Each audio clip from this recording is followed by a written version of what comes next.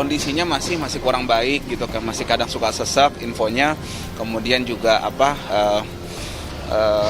ada permasalahan di lambung dan pencernaan, sakit beliau lah. Jadi kalau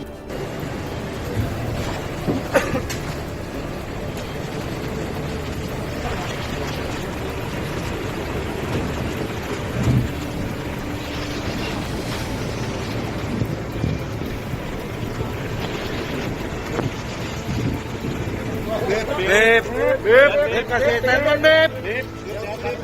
Sehat, Beb, kondisinya gimana, Beb? Kondisinya gimana, Beb? Kondisinya gimana, Beb? Kondisinya gimana, Beb? Ya, Beb. Kondisi revolusi akhlak. Allah Akbar. Bismillah.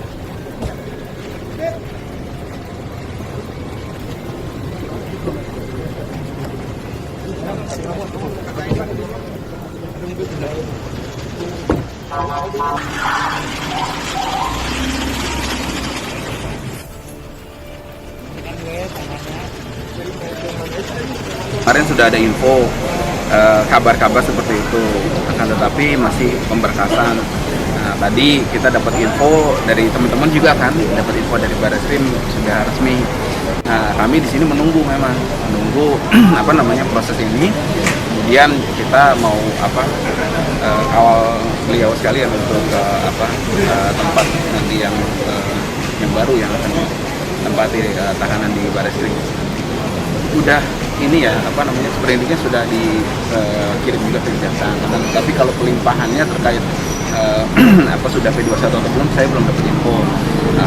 Tapi memang kabarnya hari ini pihak kepolisian akan melimpahkan ke kejaksaan. Tapi diterima atau belum, nanti kan kita masih lihat.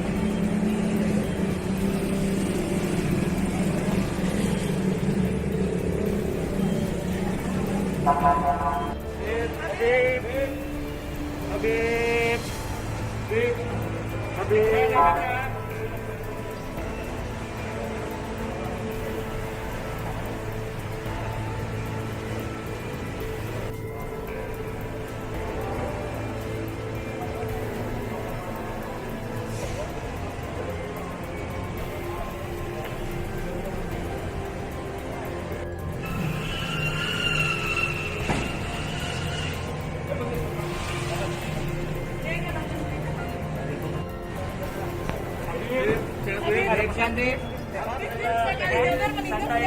Stop kegaduhan, bangun kedamaian. Siap. Saya tetap komitmen revolusi akhlak dengan cara yang berakhlak.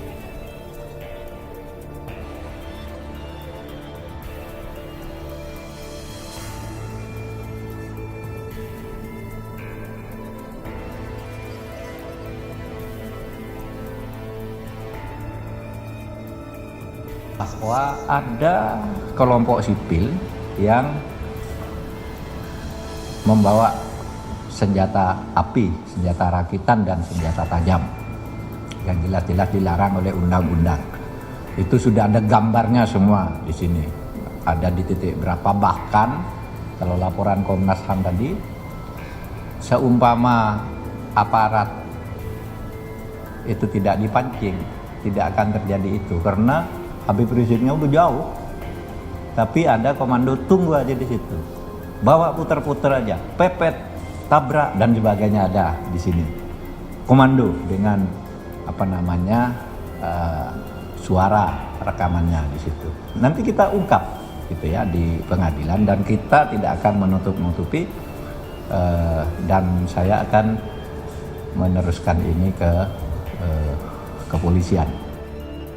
Yang lebih lengkap, tapi secara umum kami jelaskan ada satu proses di mana Laskar FPI memang melakukan satu langkah yang kami sebut sebagai menunggu aparat kepolisian, dan dalam proses itu sesungguhnya sebetulnya rombongan kendaraan Muhammad Rizik Syihab dan keluarga sudah jauh berada di depan, Tapi kemudian di belakang ada kendaraan dari Laskar FPI yang kemudian berserempetan. Kemudian setelah itu timbul aksi tembak-menembak, 2 meninggal dunia. Dan setelah itu ada 4 orang anggota Laskar FPI yang kemudian juga ditemukan meninggal. Kami dari seluruh investigasi kami yang hampir 1 bulan lebih kami lakukan dengan kecermatan yang penuh, dengan didukung data-data, fakta-fakta, bukti-bukti, dengan juga ahli-ahli yang kami datangkan, itu kemudian kita menyimpulkan ada indikasi. Jadi lanjut kami juga menyampaikan bahwa sebagaimana sinyalemen di luar banyak beredar bahwa ini dikatakan atau diasumsikan sebagai pelanggaran HAM yang berat, kami tidak menemukan indikasi ke arah itu, karena untuk disebut sebagai pelanggaran HAM yang berat tentu ada indikator, ada kriteria, misalnya ada satu desain operasi, ada satu perintah yang terstruktur, terkomando dan lain-lain, termasuk juga indikator repetisi, perulangan kejadian dan lain-lain. Itu tidak kita temukan, dan karena itu memang kami berkesimpulan ini merupakan satu pelanggaran HAM karena ada nyawa yang dihilangkan, dan untuk selanjutnya kami rekomendasikan agar dibawa ke peradilan pidana untuk membuktikan apa yang kita indikasikan sebagai unlawful killing.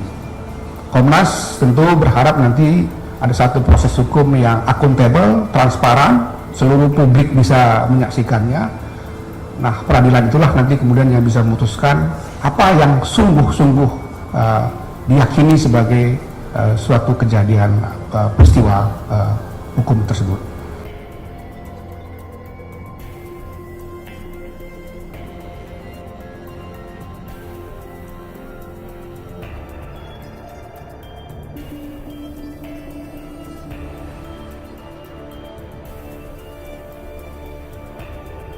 Terima kasih sebelumnya.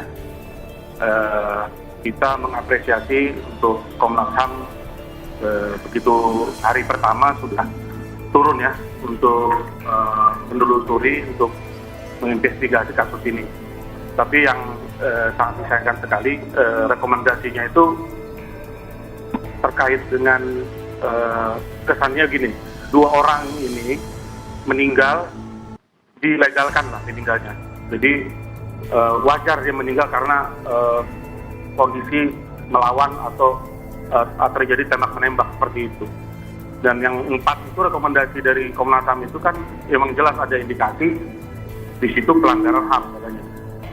Dan sangat disayangkan sekali prosesnya itu hanya sampai itu penegakan hukum pidana di pengadilan. Padahal itu sebetulnya 6 orang ini itu dengan luka tembak ya lebih dari 1 gitu loh. Jadi Komnas HAM sendiri udah memberikan rilis itu gitu loh.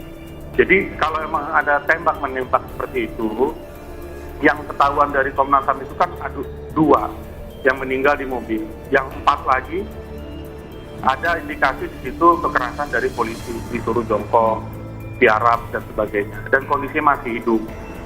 Terus sampai berita 6 orang ini akhirnya meninggal, itu kan udah Komnas HAM sendiri udah melakukan investigasi yang sangat ya intensif waktu itu kan. Nah, sangat disayangkan sekali. Kenapa ini bukan pelanggaran HAM? Orang nggak apa-apa kok, gitu loh. Terus kalau masalah ada indikasi pepet memepet dan sebagainya, siapa yang bisa menentukan di situ orang-orang Laskar ini yang 6 ini, ya, bahwa dia tahu itu anggota polisi dan sebagainya. Ya kalau misalnya ada nggak polisi, kalaupun nembak aja kan polisi harus memperkenalkan diri. Konkretnya harus ditegakkan di pengadilan HAM. Gini aja supaya kita nggak bias ya. Kita kembali kepada rekomendasi atau hasil investigasi yang dilakukan oleh Komnas HAM dan juga yang dilakukan oleh pihak kepolisian negara RI. Tidak bisa dipungkiri, sudah dijelaskan bahwa terjadi penghadangan terhadap mobil anggota Polri, terjadi penyerangan, serang-menyerang, saling tembak-menembak. Ya, nah, saya tidak melihat yang dikatakan kalau polisi, kalau warga sipil yang mati di tangan anggota Polri atau TNI ketika melakukan tugas bahwa itu pelanggaran HAM. Tapi ketika anggota TNI Polri mati di tangan orang sipil, itu banyak banget, nggak pernah ada dikatakan pelanggaran HAM. Padahal dalam undang-undang tentang HAM disebutkan itu baik perseorangan termasuk aparat penegak hukum. Oke, konkretnya di sini saya melihat juga tidak ada pelanggaran HAM. Di situ terjadi kontak tembak-menembak, diakui ada senjata milik nama pun Laskar ya. Nah, bahwa terjadi ada 4 orang meninggal di tangan mereka, polisi itu mereka boleh melakukan langkah-langkah ya untuk menyelamatkan diri. Tidak berarti bahwa mereka boleh mati tertembak, tapi tidak boleh untuk menyelamatkan diri menembak orang ya. Ya, peradilan biasa, peradilan pidana biasa, apakah nanti dakwaannya karena lalainya atau dengan sengaja menghilangkan nyawa orang lain, ya itu soal lain. Tapi jangan hanya sekedar Komnas HAM memaksakan diri ya untuk menyebut bahwa ini ada pelanggaran HAM, tapi bukan pelanggaran HAM berat atau pelanggaran HAM ringan. Karena kalau kita akan memasuki area itu, wilayah itu, nanti kita akan bias, kita akan diskusi tentang apa itu pelanggaran HAM. Sementara waktunya mepet banget gitu ya di dalam acara ini sekarang ya. Saya lebih cenderung kita hormati fakta bahwa setelah terjadi tembak-menembak, saling tembak, dihadang, dipepet ya. Bahkan katanya kalau saja mereka tidak mepet, mereka lari, nggak ada peristiwa itu. Nah, bahwa di dalam mobil atau terhadap 4 orang yang sedang berada dalam kekuasaan aparat penegak hukum kemudian meninggal ya, tinggal dicari meninggalnya orang ini apakah karena ada unsur dengan sengaja atau dengan maksud untuk menghilangkan nyawa orang lain atau karena lalainya mengakibatkan matinya orang lain. Jadi 359 itu aja.